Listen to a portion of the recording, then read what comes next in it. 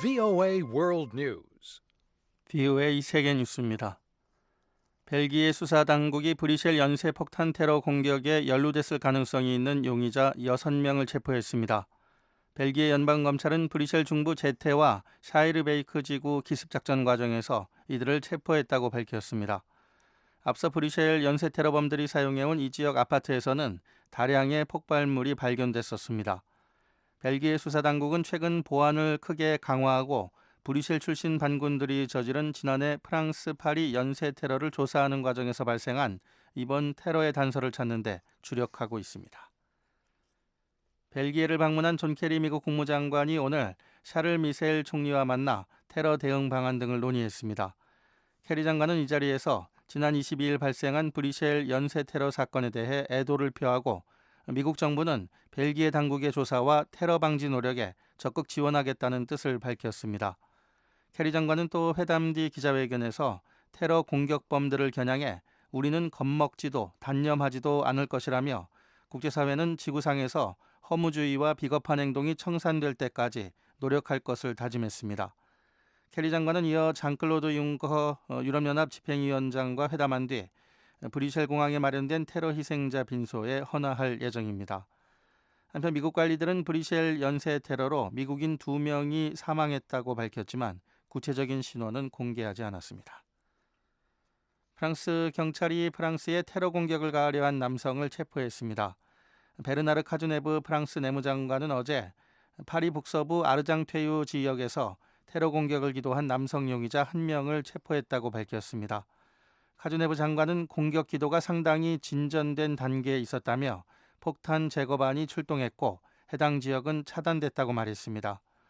카즈네브 장관은 그러나 이번 용의자가 파리나 브뤼셀 연쇄 테러에 연루됐다는 확실한 증거는 없다고 덧붙였습니다. 터키 남동부 지역에서 차량 폭탄 테러가 발생해 터키 군 병사 3명이 숨지고 24명이 다쳤습니다. 터키 군 당국은 쿠르드 노동자당이 어제 리제에 있는 군 기지를 공격했다며 이같이 밝혔습니다. 레제 타입 에르도안 터키 대통령은 또 쿠르드 노동자당과의 휴전 합의가 파기된 지난해 7월 이후 쿠르드족의 공격으로 보안군 300여 명이 숨졌다고 밝혔습니다. 반면 친쿠르드 반군 단체는 터키군의 공격으로 수백 명의 민간인이 사망했다고 주장했습니다.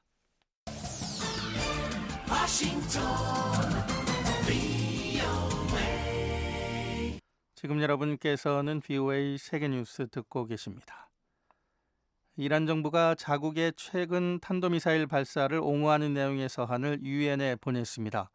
골라말시 코시루 유엔 주재 이란 대사는 반기문 유엔 사무총장과 안보리에 보낸 서한에서 이란은 지난해 7월 유엔이 채택한 결의를 위반하는 어떠한 행동도 하지 않았다고 밝혔습니다. 코시루 대사는 또 이란 정부는 핵 확산 금지 조약과 서방 주요 6개국과 체결한 핵 합의에 따른 약속을 완전히 존중한다고 강조했습니다.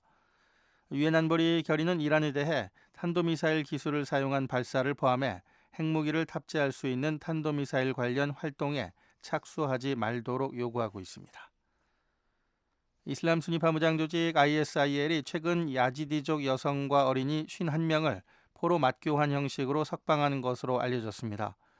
이에 따라 20개월 전 ISIL의 포로로 잡혔던 야지디족 주민들이 이번 주 이라크 북부 신자르의 고향 마을로 되돌아갔다고 쿠르드족 언론 매체인 로지뉴스가 보도했습니다. 이번에 풀려난 한 여성은 언론에 이라크 탈 아파르 지역에 9개월간 붙잡혀 있다가 시리아로 보내져 그곳에서 11개월간 머물렀다고 전했습니다.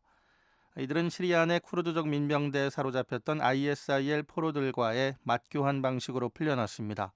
현지 언론은 야지디족을 석방하는 대가로 ISIL 지휘관 2명이 풀려났다고 보도했습니다. 프란치스코 로마 가톨릭 교황이 기독교의 축제일인 부활절을 앞두고 어제 이탈리아 수도 로마 근교의 난민 수용소를 방문했습니다.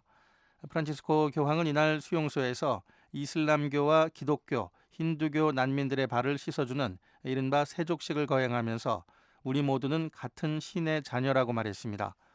교황은 문화와 종교가 달라도 우리는 한 형제들이라며 모두가 평화롭게 살기를 원한다고 강조했습니다. 교황청은 프란치스코 교황이 이번 세족식에 남성 8명과 여성 4명을 참여시켰다고 밝혔습니다. VOA 세계뉴스 천일규였습니다.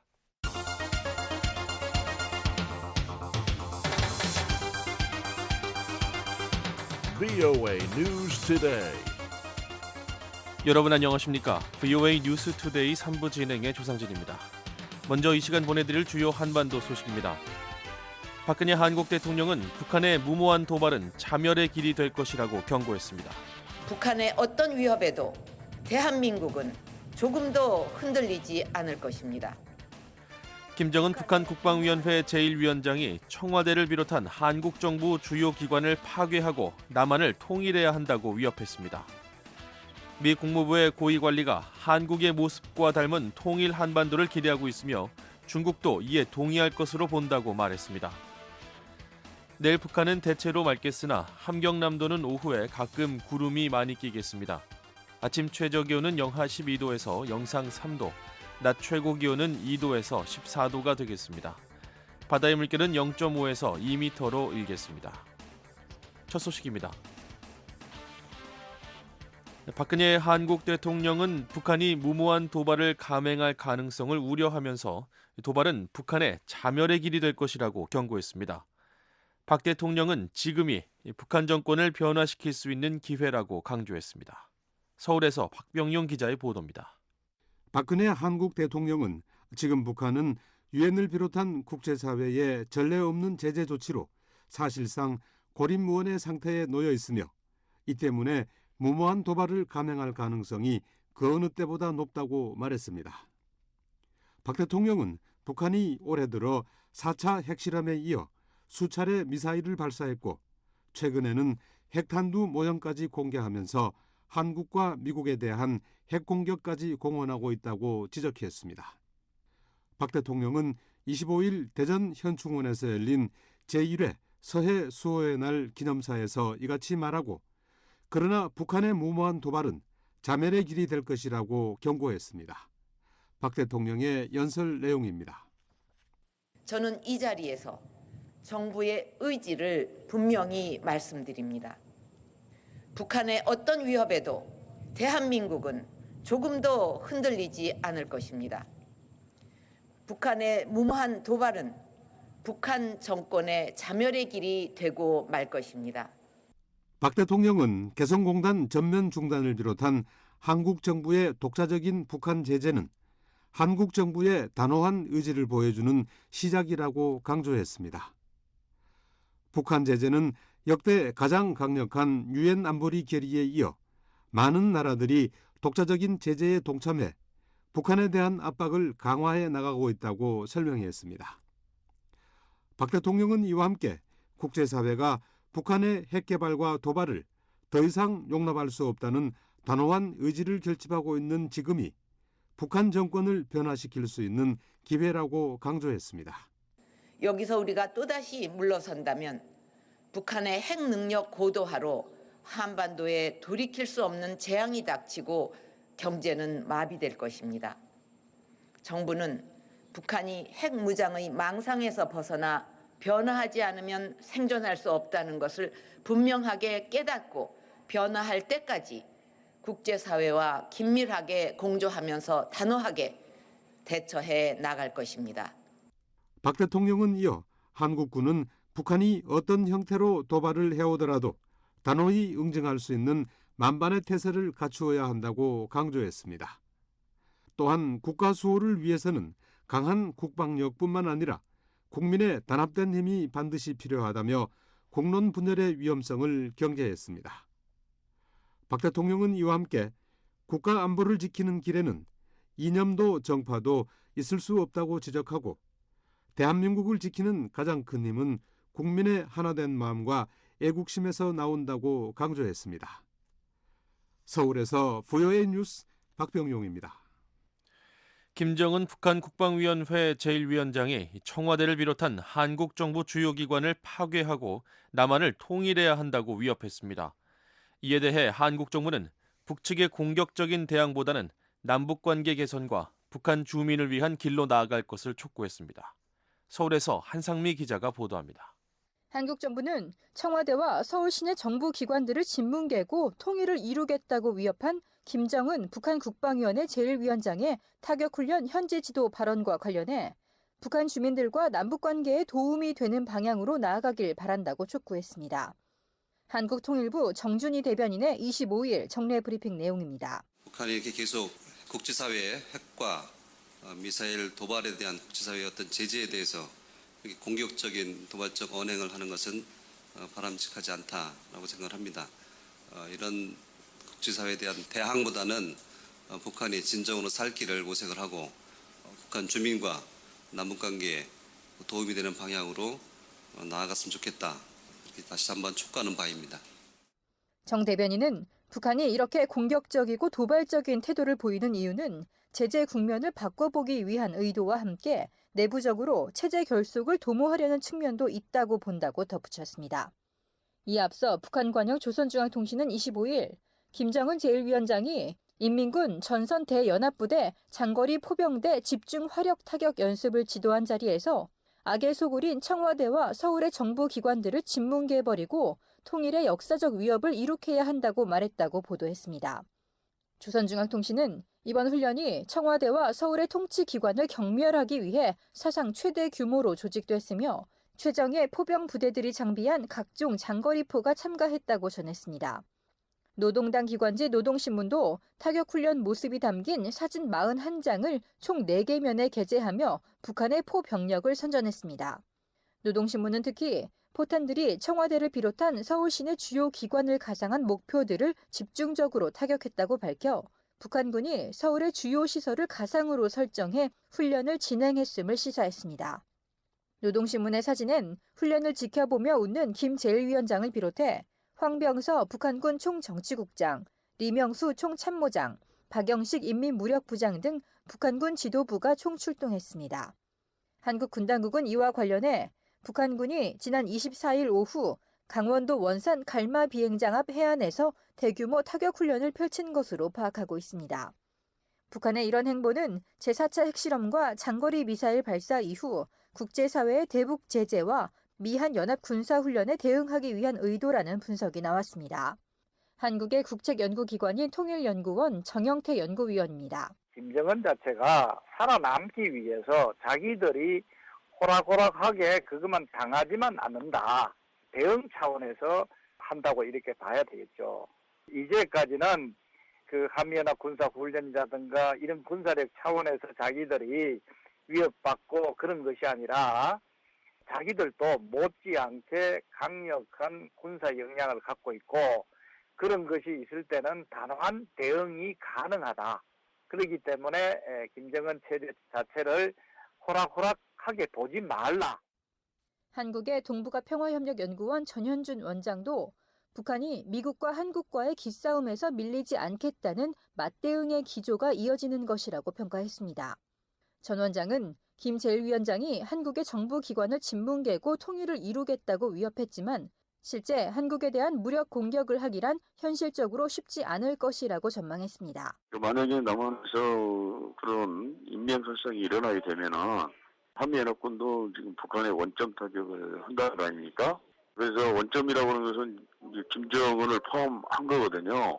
그렇기 때문에 대량 보복을 각오하지 않으면 선제 공격은 어려울 거라고 보거든요. 그렇기 때문에 도발을 한다고 그래도 5차 핵실험이라든가 미사일 실험을 계속 한다든가 사이버 공격이라든가 그런 걸 통해서 현 상황에 대해서 불만을 표시하지 않을까. 전 원장은 다만 서해상에서의 예상치 못한 충돌이 일어날 가능성은 배제할 수 없다면서 우발적인 충돌 가능성은 항상 열려 있다고 말했습니다. 서울에서 VOA 뉴스 한상미입니다.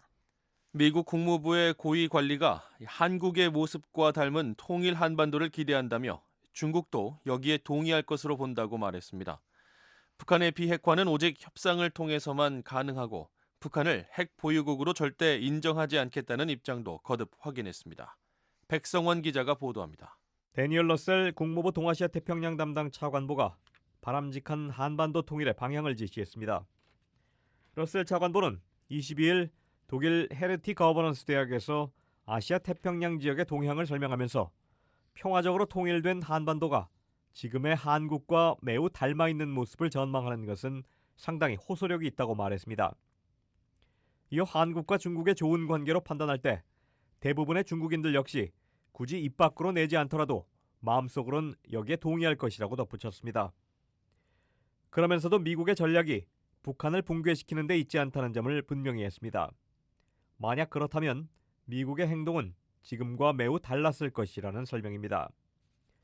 러셀 차관보의 이 같은 발언은 북한 문제를 다룰 때 중국이 파트너인지 장애물인지 묻는 질문에 답하는 과정에서 나왔습니다. 결국 미국과 중국은 다른 무엇보다도 북한의 핵과 탄도미사일 보유와 개발을 허용하지 않겠다는 결의에 대해 이해를 같이 한다는 입장으로 이어졌습니다. 러셀 차관보는 이 같은 목적을 평화적으로 달성하기 위해서는 북한이 신뢰할 만한 북핵 협상 절차에 참여하는 것만이 유일한 수단이라는 게 미국과 중국이 공유하는 확신이라고 강조했습니다. 또 비핵화를 절대적으로 부인하면서 전 세계로부터 정당한 핵보유국으로 인정받으려 하는 북한의 단정적이고 고집스런 주장으로 인해 미국과 중국 모두 진퇴양난에 맞서고 있다고 지적했습니다. 게다가 북한은 언젠가 주한미군 철수라는 맥락에서 기꺼이 국제 군축 문제를 논의하겠다고 나설 수는 있어도 비핵화는 절대 하지 않겠다는 입장이라며 이는 받아들일 수 없는 주장이라고 밝혔습니다. 러셀 차관보는 미중 간 이해가 갈리는 출발점은 북한과 관련해 얼마만큼의 위험을 감수하고 어느 수준의 제재를 용인할 것인가 하는 전략적 질문들이라고 말했습니다. 하지만 중국은 북한의 이웃 나라로서 상황이 잘못됐을 경우에 대한 병적인 두려움을 갖고 있다면서 장애물은 중국이 아니라 북한이라고 지적했습니다.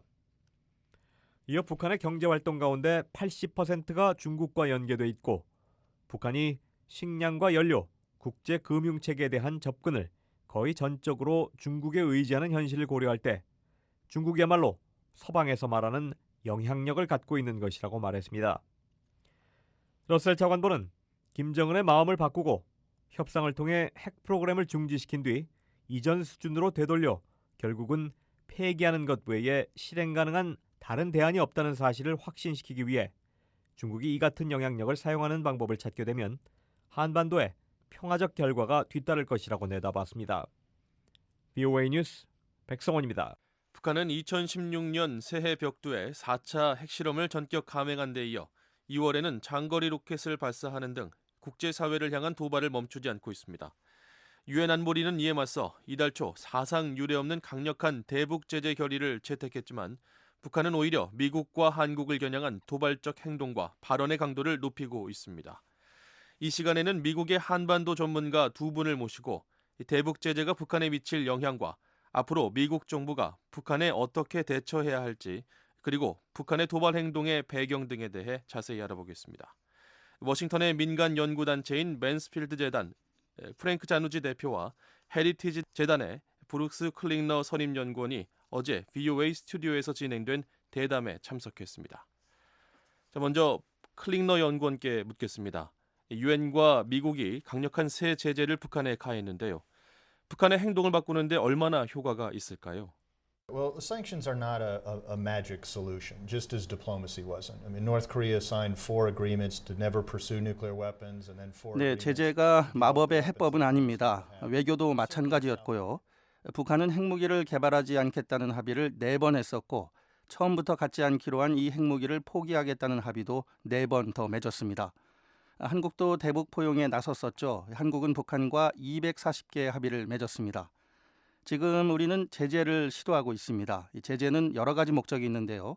미국 법을 집행하는 것이고 미국 법을 어기는 나라들을 아프게 하는 것이고 북한이 금지된 물품을 입수하는 것을 더 어렵게 만드는 것이고 확산을 막기 위한 것입니다.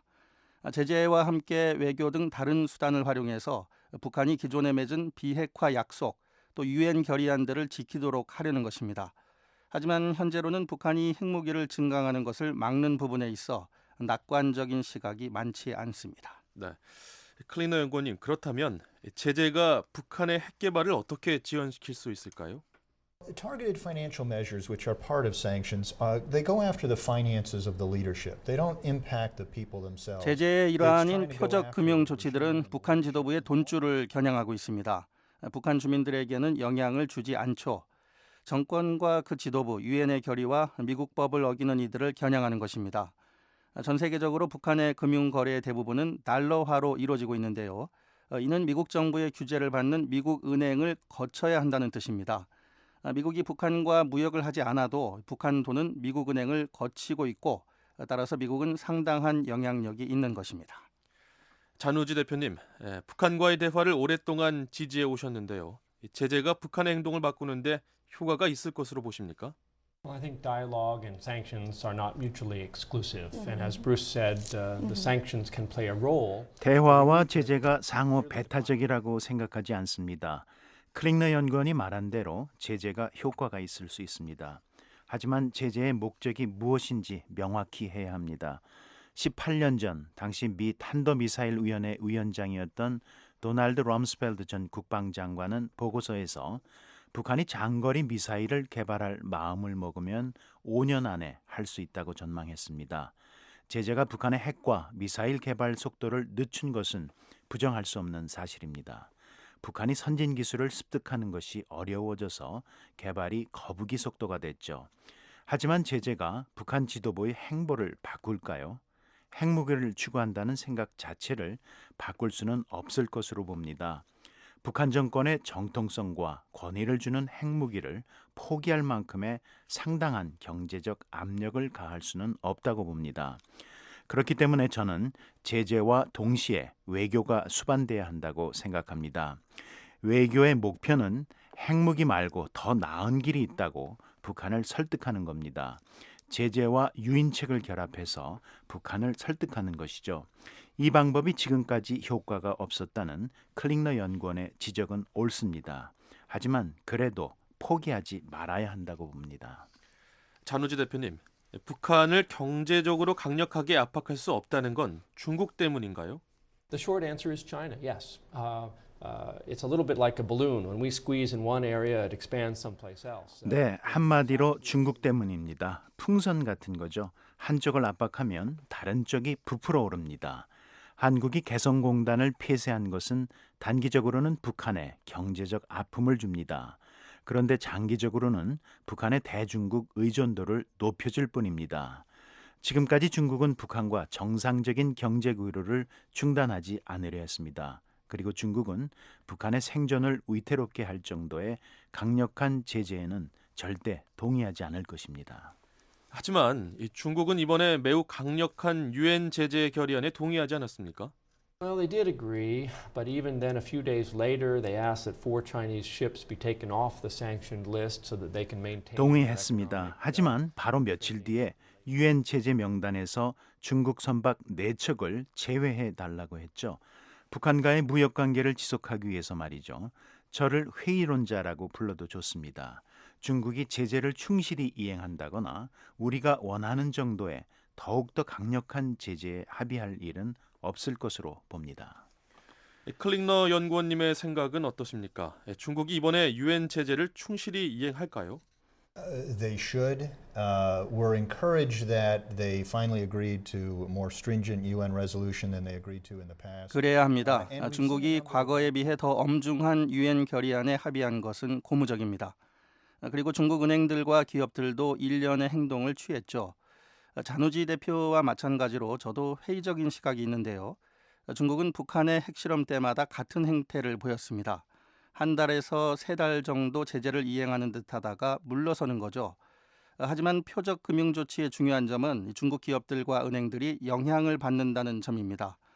지난 2005년 마카오의 방코델타 아시아은행 사례를 보면 24개 기업들이 북한과 거래를 끊었고 그중에는 중국은행도 있었습니다. 중국 정부가 거래를 중단하지 말라고 했는데도 말이죠.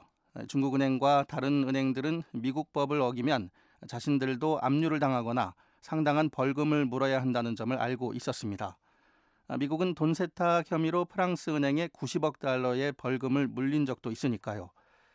또 이 은행들은 미국 금융체계로의 접근이 차단될 수 있는데 은행으로서는 죽음의 입맞춤과도 같은 것이죠. 중국 은행들과 기업들이 중국 정부의 지시사항과 별도로 행동할 수 있습니다. 자신들이 미국 제재의 대상이 될 수도 있다는 점을 알고 있기 때문입니다. 잔우지 대표님, 유엔 제재, 또 미국, 한국, 일본의 독자 제재 이후에도 북한은 개의치 않고 오히려 미사일 도발을 감행하고 있습니다. 북한이 왜 이런 행동을 하는 것입니까? Well, I think it's not surprising to me that in the face of international pressure, their immediate response, especially with a young 전혀 놀랍지 않습니다. 젊은 지도자 김정은은 자신의 강함과 끈질김을 보여주고 싶어 하는데요. 국제사회의 압력에 맞서서 북한은 즉각적으로 저항합니다. 우리는 더 많은 도발 행위를 볼 것입니다. 외세에 굴복하는 것을 절대 용납하지 않는 김정은은 더 많은 미사일을 발사하고 핵실험을 실시할 것입니다. 제가 우려하는 건 북한의 지도자가 꽤 젊고 또 거의 검증되지 않았다는 점입니다. 판단착오와 오해의 가능성이 크고요. 지난 몇 년간 상황이 훨씬 위험해졌습니다.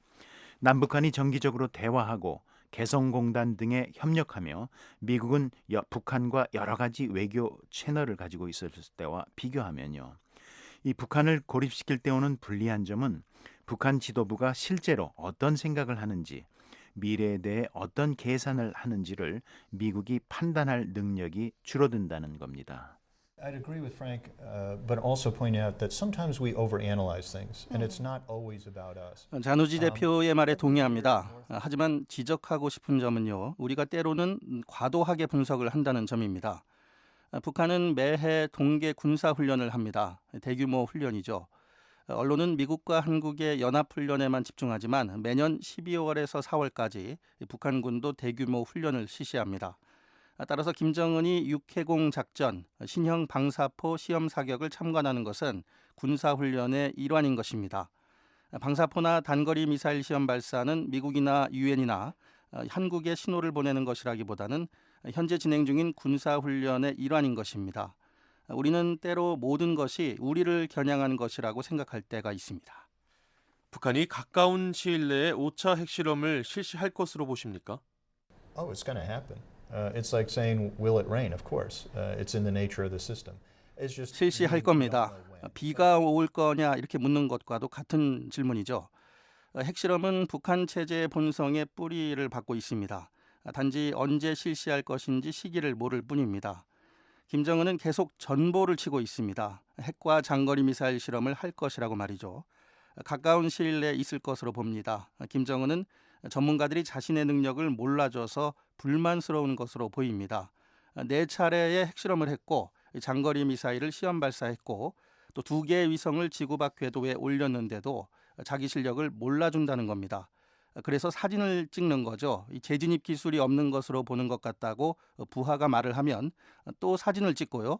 마치 능력이 있다는 것을 증명하기 위해서 실험을 하는 것 같습니다. I think Bruce makes a good point. It's not always about us. Even the nuclear program itself, in part, is driven 클링너 by 연구원이 좋은 지적을 했습니다. 우리 위주로 항상 돌아가는 게 아닙니다. 핵 프로그램조차도 말이죠. 한편으로는 미국에 대해 영향력을 행사하기 위해서지만 다른 한편으로는 북한 정권이 자국민으로부터 정통성과 권위를 인정받기 위해서 핵을 개발합니다.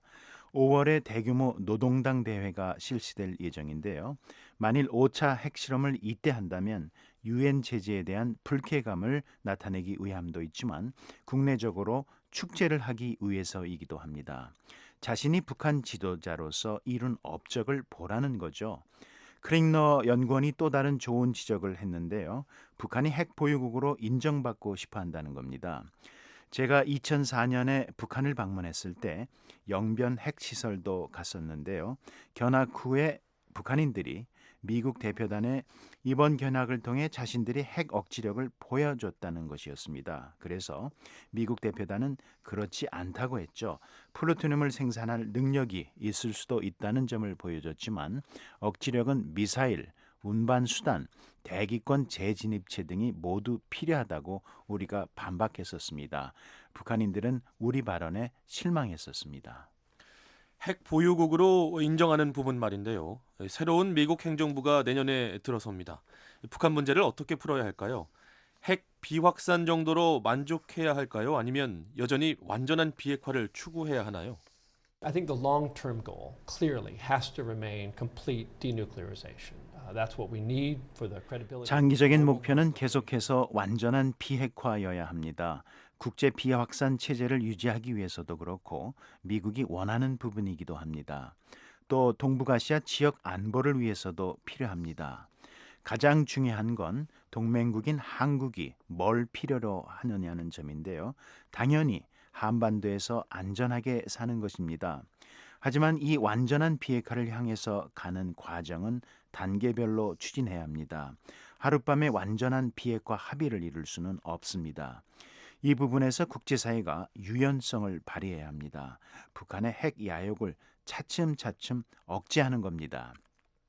저는 미국 당국자들이 북한의 핵무기는 용납할 수 없다 이렇게 말할 때마다 조금 걱정을 하곤 합니다.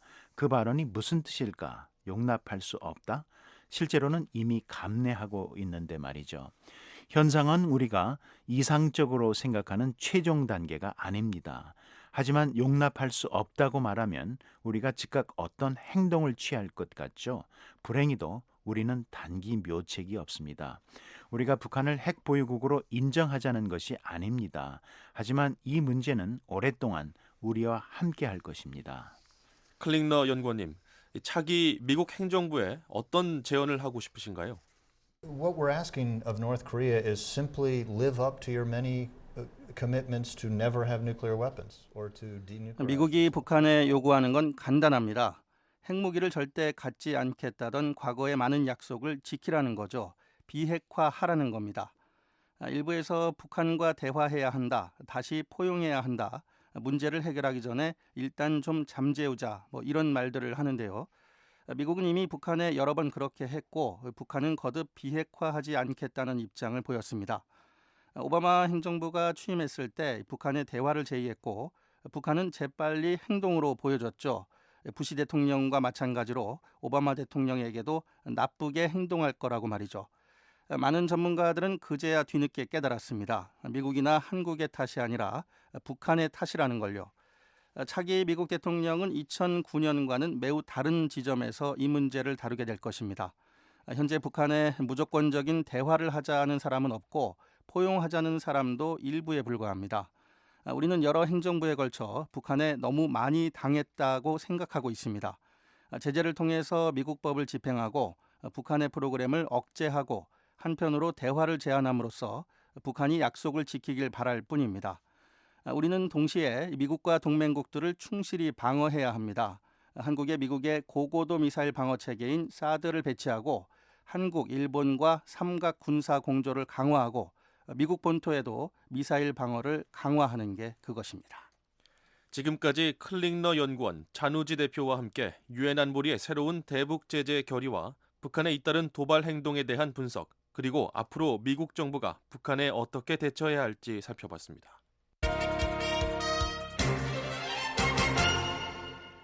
미 국무부가 고체 연료를 이용한 미사일 엔진 실험에 성공했다는 북한 관영 매체의 보도를 접했다며 북한의 주장에 비판적 입장을 밝혔습니다.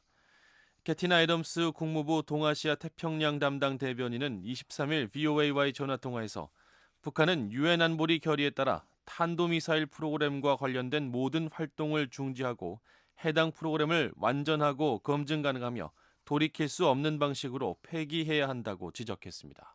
UN Security Council resolutions require North Korea to suspend all activities related to its ballistic missile program. 애덤스 대변인은 북한이 영내 긴장을 고조시키는 행동과 수사를 자제하고 국제적 의무와 약속을 준수할 것을 거듭 촉구했습니다.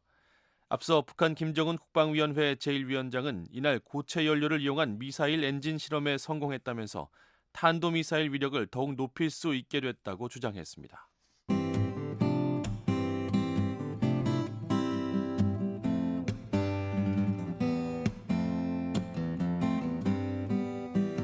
오는 27일 밤 방송부터 BOA 한국어 방송 단파 주파수가 바뀝니다. 밤 7시 30분부터 11시 30분까지 보내드리는 중파 AM 1188kHz는 바뀌지 않습니다. 저녁 8시 30분부터 9시 30분까지는 단파 7460, 9490, 11990kHz로 저녁 9시 30분부터 11시 30분까지는 7460, 11990, 12110kHz로 방송됩니다. 3월 28일 새벽 방송부터는 단파 5875, 7365, 7485kHz로 새벽 3시 30분부터 5시 30분까지 2시간 동안 보내드립니다. 청취자 여러분의 애청 바랍니다.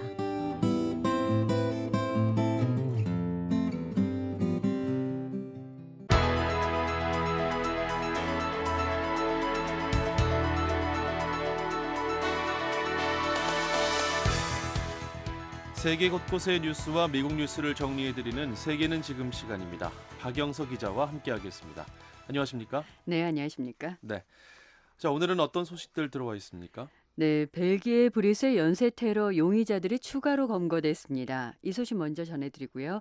이라크와 시리아 정보군이 주요 도시 탈환 작전에 돌입했다는 소식, 그리고 미국 법무부가 금융기관과 뉴욕댐을 해킹한 혐의로 이란이 7명을 기소한 소식 차례로 전해드리겠습니다. 네. 자, 오늘도 벨기에 연쇄 테러 소식부터 전해주시죠. 예, 벨기에 경찰이 오늘 브뤼셀 연쇄 테러 용의자 6명을 체포했다고 밝혔습니다. 이들 중에 일부는 테러가 벌어진 자벤템 국제공항과 말베이크 지하철역에서 CCTV를 통해 신원이 확인된 걸로 알려졌는데요. 하지만 벨기에 경찰은 신원을 공개하진 않았습니다. 네. 이 당초에 테러 현장에서 자폭한 테러범들과 함께 이 CCTV에 촬영됐던 용의자의 모습이 공개됐었는데 이들도 붙잡힌 건가요? 예, 벨기에 당국이 아직 그 부분을 확인하지 않고 있는데요. 당초 공항에서 자폭한 테러범들과 함께 이 CCTV에 찍힌 흰색 외투 차림 남성의 모습이 공개됐었는데요. 신원은 확인되지 않았고요. 지하철역에서도 자폭 테러범과 공격 직전에 대화를 나눈 이 의문의 남성이 있었는데요. 벨기에 당국은 체포된 6명 가운데 이들 2명이 포함됐는지는 확인하지 않았습니다. 네. 한편 벨기에 언론은 경찰이 여전히 이들을 추적 중이라면서 체포되지 않았다고 확인했고요. 이 중에 공항 CCTV에 찍힌 흰색 외투 남성의 신원은 당국이 파악한 것으로 알려지고 있습니다.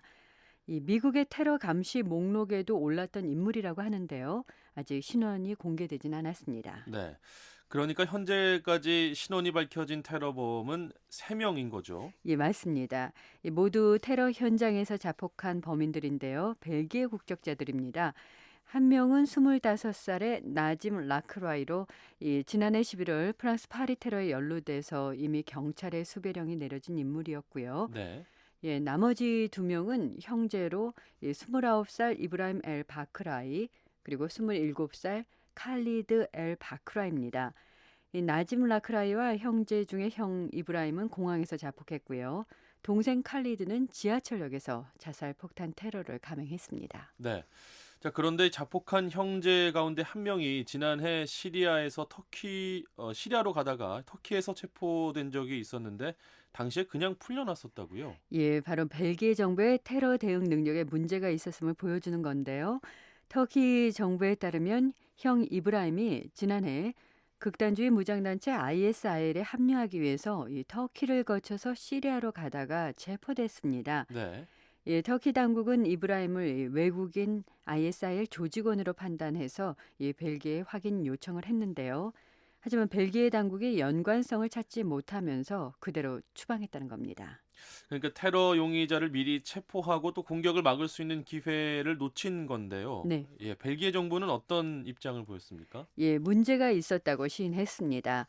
얀 얌본 벨기에 내무장관은 이 사법당국과 터키에 있는 벨기에 당국자 사이에 과실이 있었다면서 이 책임을 인정하고 사의를 표했는데요.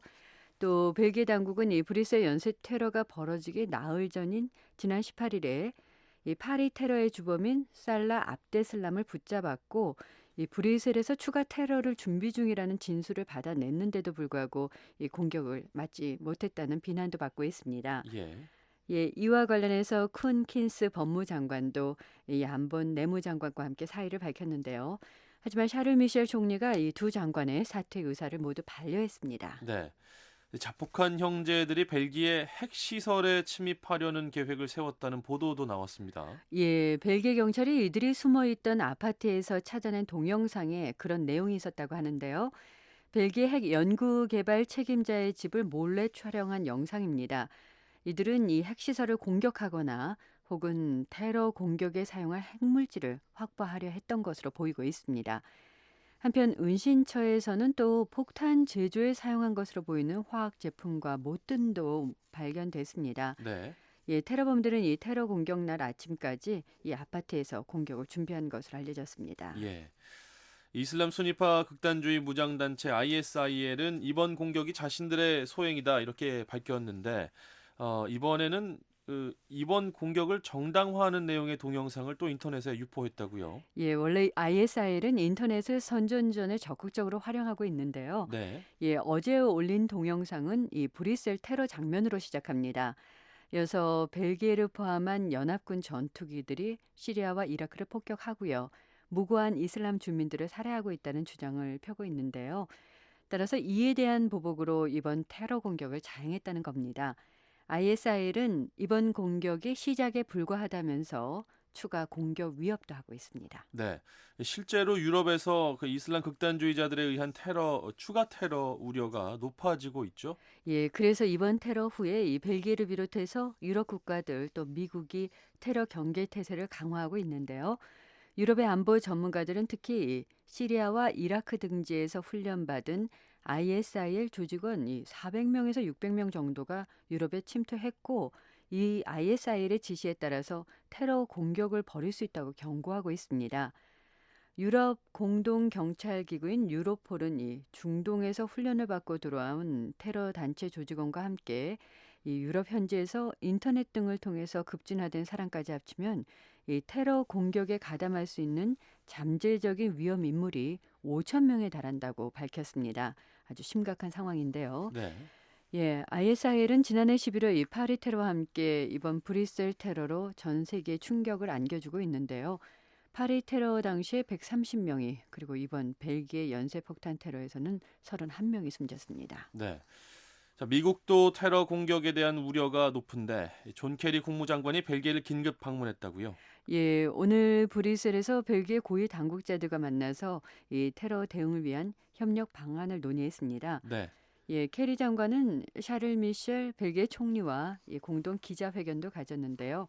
이 브뤼셀 국민들을 지지하는 구호인 나는 브뤼셀이다 이런 구호를 직접 외치면서 연대감을 표시했습니다.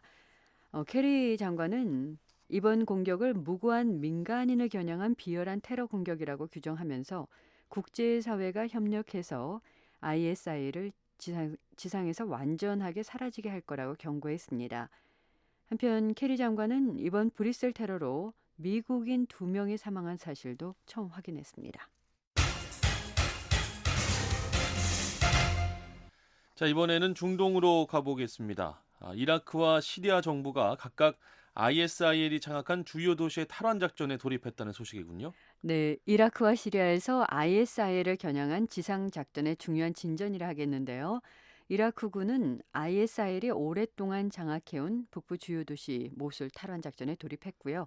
시리아군도 고대 도시인 팔미라에서 ISIL을 몰아내기 위한 공격을 시작했습니다. 네. 이 모술은 이라크에서 ISIL의 최대 거점으로 알려진 곳 아닙니까? 예, 이라크의 ISIL 심장부라고 할 수 있는데요. 예. 예, 이라크군은 어제 성명을 내고 모술 해방 작전에 돌입했다고 밝혔습니다. 이 모술은 이라크 제2의 도시이자 북부 니네베 주의 주도입니다. 이 ISIL이 지난 2014년 6월에 모술을 급습해서 며칠 만에 점령했는데요. ISIL은 이후 이 시리아 라카를 수도로 시리아 동부와 이라크 북부에 걸친 자칭 이슬람 국가 수립을 선포했습니다. 당시 이라크 정부군은 제대로 저항도 못하고 물러나서 이 안보 능력에 의구심이 제기되기도 했었는데요. 이라크군은 지난해부터 미군 주도 연합군과 이라크 안의 여러 무장 세력의 도움을 받아서 ISIL에 대한 공세를 강화했고요. ISIL이 수세에 몰리고 있습니다. 네. 자, 현재 그 탈환 작전은 어떻게 진행이 되고 있나요? 예, 공중에서는 연합군의 공습 지원을 받고요. 지상에서는 이 순위파 민병대 그리고 쿠르드 자치정부 병력의 도움을 받고 있는 걸로 알려졌는데요. 네. 예, 이들이 모술 주변으로 진입하면서 ISIL이 맹렬히 저항 중인 것으로 전해졌습니다. 이라크군은 그동안 모술 주변의 마을들을 탈환하면서 ISIL을 압박해 왔는데요. ISIL도 하지만 이라크 내 핵심 거점인 이 모술을 잃지 않기 위해서 강하게 저항할 것으로 보이고 있습니다. 네. 이 한편 시리아에서도 정부군의 그 팔미라 탈환 작전이 시작됐다고요? 예, 러시아가 지난 며칠 동안 이 팔미라의 ISIL 시설을 겨냥해서 집중적인 공습을 진행했고요. 시리아군이 어제 이 팔미라에 진입한 것으로 전해졌습니다. 시리아군은 나머지 지역에서 이 ISIL과 치열한 교전을 벌이고 있는데요. 이 팔미라는 고대 문명의 유적지입니다. ISIL이 우상 숭배라면서 2000년 역사의 유적들을 파괴하는 장면을 공개해서 더 알려진 곳이기도 합니다.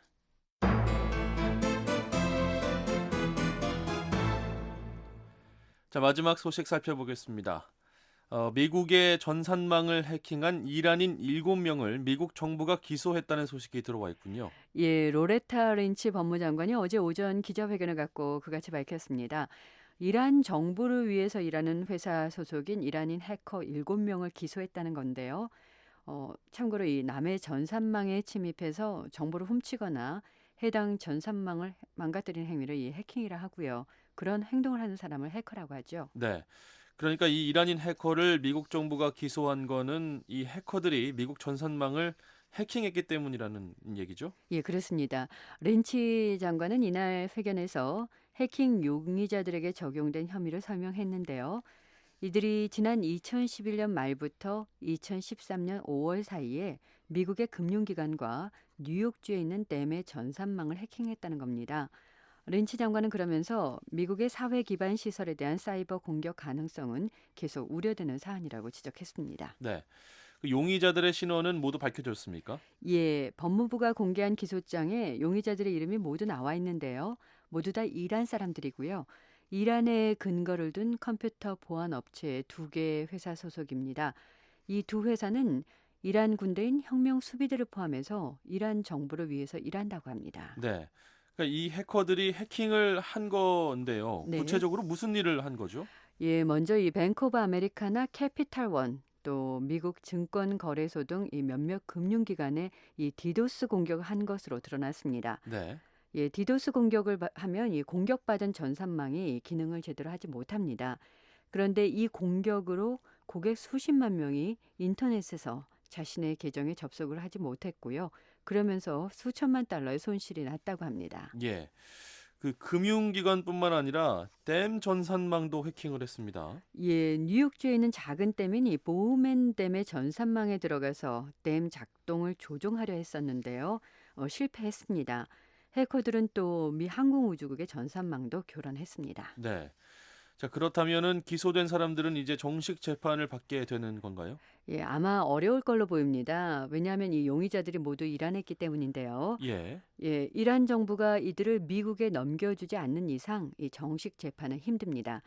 하지만 이날 기자회견에 동석한 제임스 코미 미 연방수사국 국장은 용의자들이 어디에 어떻게 숨어 있든지 끝까지 추적하겠다고 말했는데요.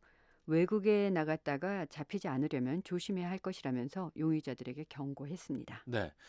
미국이 외국 국적의 해커들을 기소한 것은 이번이 처음이 아니라고요? 예, 2년 전에도 해킹 혐의로 중국 인민해방군 장교 5명을 미국 정부가 기소한 바 있는데요. 이들도 물론 중국에 있어서 미국이 용의자들의 신병을 확보하지 못했습니다. 네. 2년 전에는 미국 소니 영화사의 전산망이 또 해킹돼서 막대한 피해가 발생하지 않았습니까? 예, 맞습니다. 그 공격은 북한 최고 지도자를 다룬 영화 인터뷰에 대한 보복으로 이 북한이 감행한 해킹으로 추정되는데요. 예. 예, 이때도 미국이 북한 측의 책임자를 기소하지 못했고요. 다만 대통령 행정명령으로 북한에 제재를 가했었습니다. 네. 그런가 하면은 지난 23일에는 중국인 한 명이 해킹을 모의한 혐의로 유죄를 인정했죠? 예, 중국인 사업가인 수빈 씨가 이 중국 군인 2명과 공모해서 미국 기업 전산망에 침입해 민감한 군사 정보를 빼내려 한 혐의를 인정했습니다. 네. 예, 관련 보도에 따르면 이 수 씨는 미국의 최신의 스텔스 전투기인 F-35 이 설계도를 빼내려 했다는데요. 수 씨는 지난 2014년에 캐나다에서 체포됐고요. 이어서 미국으로 송환됐었습니다. 네. 자, 오늘은 여기까지 듣겠습니다. 세계는 지금 박영석 기자와 함께했습니다.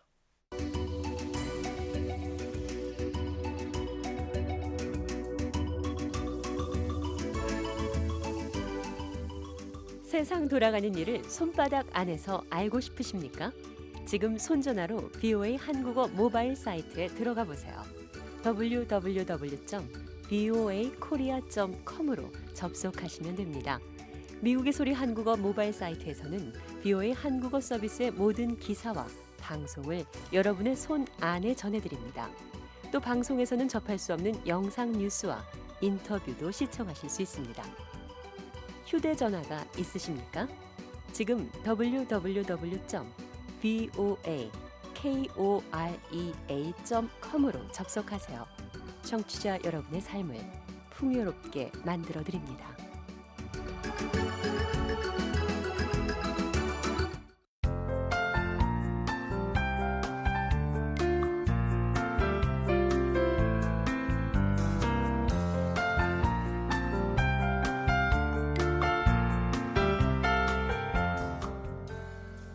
한국기상청 제공 북한 날씨 전해드립니다.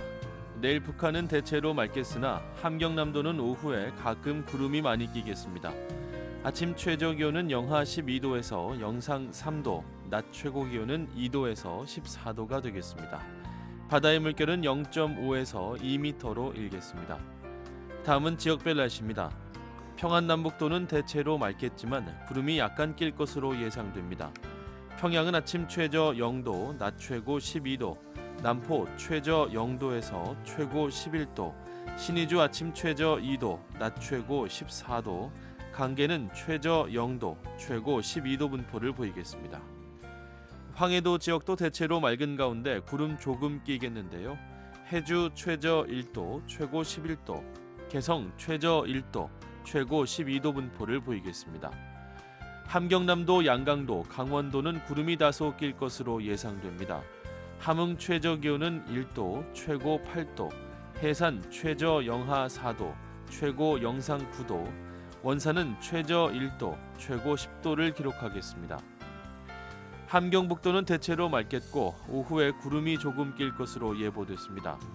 청진 최저 기온은 2도, 최고 10도, 선봉 최저 3도, 최고 9도가 될 것으로 보입니다. 이어서 해상 날씨입니다. 동해는 구름 많이 낄 것으로 예상되는데요. 물결은 0.5에서 2m로 일겠습니다. 서해는 구름 조금 끼겠습니다. 물결은 0.5에서 1m 정도로 일겠습니다. 모레 날씨 살펴보겠습니다. 일요일인 모레는 대체로 맑겠습니다. 아침 최저 기온은 영하 10도에서 영상 4도, 낮 최고 기온은 3도에서 17도가 되겠습니다. 바다의 물결은 0.5에서 1.5m로 일겠습니다. 한국기상청 제공 북한 날씨 전해드렸습니다. 뉴스투데이 3부에 청해주신 여러분 감사합니다. 지금까지 진행의 조상진이었습니다. 끝으로 세계 뉴스가 이어집니다. VOA World News. VOA 세계 뉴스입니다.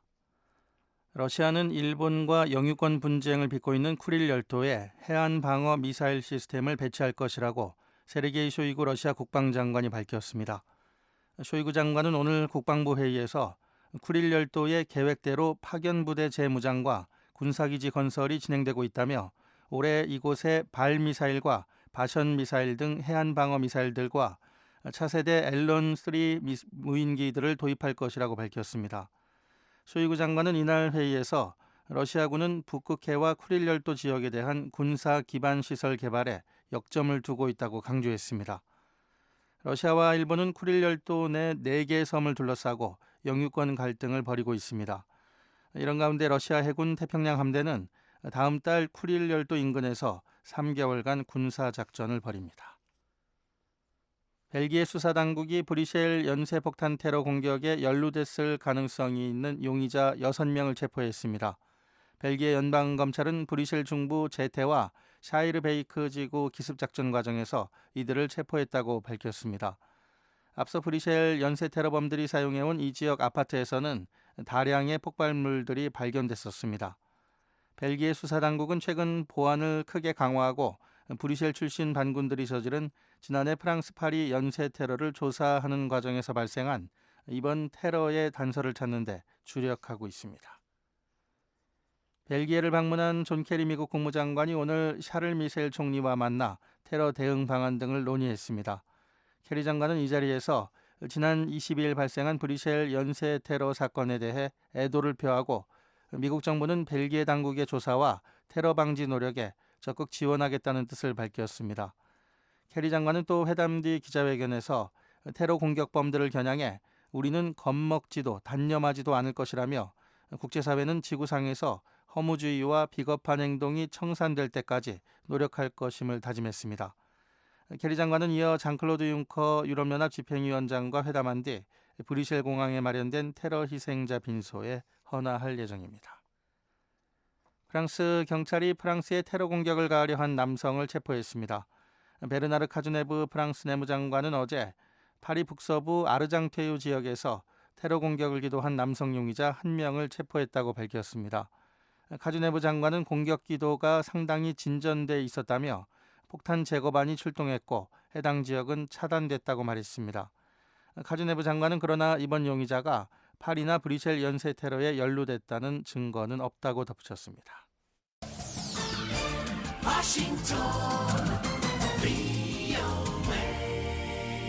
지금 여러분께서는 VOA 세계 뉴스 듣고 계십니다. 이란 정부가 자국의 최근 탄도미사일 발사를 옹호하는 내용의 서한을 유엔에 보냈습니다. 골라말리 코시루 유엔 주재 이란 대사는 반기문 유엔 사무총장과 안보리에 보낸 서한에서 이란은 지난해 7월 유엔이 채택한 결의를 위반하는 어떠한 행위도 하지 않았다고 밝혔습니다. 코시루 대사는 또 이란 정부는 핵 확산 금지 조약과 서방 주요 6개국과 체결한 핵합의에 따른 약속을 존중한다고 강조했습니다. 유엔 안보리 결의는 이란에 대해 탄도미사일 기술을 사용한 발사를 포함해 핵무기를 탑재할 수 있는 탄도미사일 관련 활동에 착수하지 말도록 요구하고 있습니다. 이슬람 순위파 무장 조직 ISIL이 최근 야지디족 여성과 어린이 51명을 포로 맞교환 형식으로 석방한 것으로 알려졌습니다. 이에 따라 20개월 전 ISIL의 포로로 잡혔던 야지디족 주민들이 이번 주 이라크 북부 신자르의 고향 마을로 되돌아갔다고 쿠르드족 언론 매체인 로지뉴스가 보도했습니다. 이번에 풀려난 한 여성은 언론에 이라크 탈 아파르 지역에 9개월간 붙잡혀 있다가 시리아로 보내져 그곳에서 11개월간 머물렀다고 전했습니다. 현지 언론은 야지디족을 석방하는 대가로 ISIL 지휘관 2명이 풀려났다고 보도했습니다. 터키 남동부 지역에서 차량 폭탄 테러가 발생해 터키군 병사 3명이 숨지고 24명이 다쳤습니다. 터키군 당국은 쿠르드 노동자당이 어제 리제에 있는 군 기지를 공격했다며 이같이 밝혔습니다. 레제 타입 에르도안 터키 대통령은 쿠르드 노동자당과의 휴전합의가 파기된 지난해 7월 이후 쿠르드족의 공격으로 보안군 300여 명이 숨졌다고 밝혔습니다. 반면 친쿠르드 반군 단체는 터키군의 공격으로 수백 명의 민간인이 사망했다고 주장했습니다. VOA 세계뉴스 천일규였습니다. 지금까지 여러분께서는 VOA 한국어 저녁 방송을 들으셨습니다. VOA 한국어 저녁 방송은 저녁 7시 30분부터 11시 30분까지 4시간 동안 중파 1188kHz를 통해 들으실 수 있습니다. 밤 8시 30분부터 11시 30분까지 3시간 동안은 단파 7460kHz와 11990kHz로도 저희 방송을 함께 하실 수 있습니다. 또 밤 8시 30분부터 9시 30분까지 1시간 동안 단파 9490kHz, 밤 9시 30분부터 11시 30분까지는 단파 11935kHz로도 들으실 수 있습니다. 그리고 매일 아침 3시 30분부터 5시 30분까지 2시간 동안 보내드리는 VOA 한국어 아침 방송은 단파 5875, 7365, 7485kHz로 들으실 수 있습니다. 함께해 주신 여러분 고맙습니다. 다음 방송 시간까지 안녕히 계십시오.